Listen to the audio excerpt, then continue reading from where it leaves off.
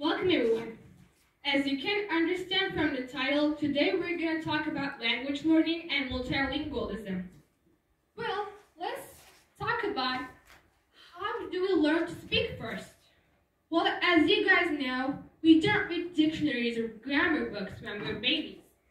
Well, what we do is a lot simpler and also a lot more effective than the other methods, as you can understand from the fact that we speak our first language, also the best. Well, I think the reason this method that we use while we're babies is effective is because that when we go through trial and error process repeatedly, also while our brain is at its most acceptive state, things that we learn becomes much more permanent because of the emotional feelings of despair, sadness, and a little wonder.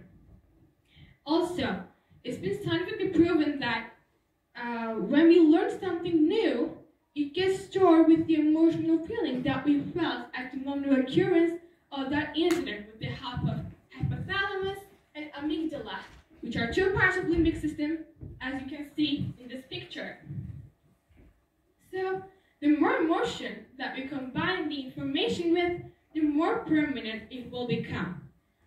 So, now that we talked about language learning, let's talk about multilingualism. Well, it's something that you've probably heard before. It's the ability to speak several languages fluently. But there's a fact that makes it even more interesting. And I want to explain this with a short story. I present to you Mike. Mike has a Finnish mom and a German dad, and they all moved to Russia because of Mike's father's job. And since Mike's being exposed to 3 different languages, when his dad wants to say talk, he says reden, which is talk in German. And his mom says puhe, which is talk in Finnish. And people outside say говорить, which is talk in Russian. Also, when Mike's father wants to say I have an apple in German, he says ich habe einen Apfel. And people outside say у меня есть яблоко. So, the moral of the story is, when Mike becomes an adult, how doesn't he confuse all those 3 languages and does not compose a sentence which is as nonsense as у меня есть apfel or habe einen яблоко, which are both inaccurate and mix-up of 2 languages, German and Russian. Well, if Mike was being exposed to those languages as an adult, it would be totally acceptable. But as a baby, now he's native in 3 of them. That's the fact I'm trying to prove, and that's what being multilingual interesting. Now we can talk about the methods that we can use while learning a language with what I call the baby method. So let's start off with as it is. It's exactly like it sounds. This method requires approaching your target language like a baby without any prejudgments and not translating any grammar. For example, if you're learning Russian as a Turkish speaker, you know that adjectives will change their forms based on the gender that you're trying to express. For example, krasivaya for male nouns and krasivaya for female nouns, and they both mean the same thing, beautiful. But when you're trying to translate something from Russian to Turkish, it will be totally inaccurate because as Turkish speakers, we know that we don't have gender rules, and it will be inaccurate to translate it directly.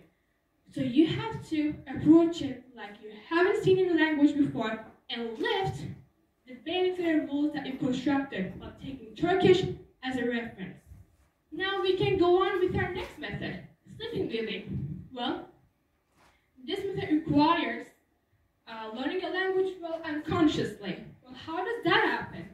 You can listen to a podcast or watch a video. It has everything to do with your target language and nothing to do with your first one. Well, actually, you shouldn't see learning a language as your own, aim. You have to see it as a tool so that you can learn it better without any inconvenience. That's how we can acquire a language, not learning. And our final method, but definitely not the least, social verb. Well, this method requires interacting and talking to the native speakers of your target language. Well, as I told in previous pages, we'll actually acquire our first language with trial and error cycle. Well, trying to talk to people is exactly what we're trying to imitate here. It doesn't matter if you're trying to or failing. The important thing here is learning from our mistakes in this trial and error cycle and combine it with emotions with the help of our limbic system. Well, that'd be all, guys. Thank you all for listening.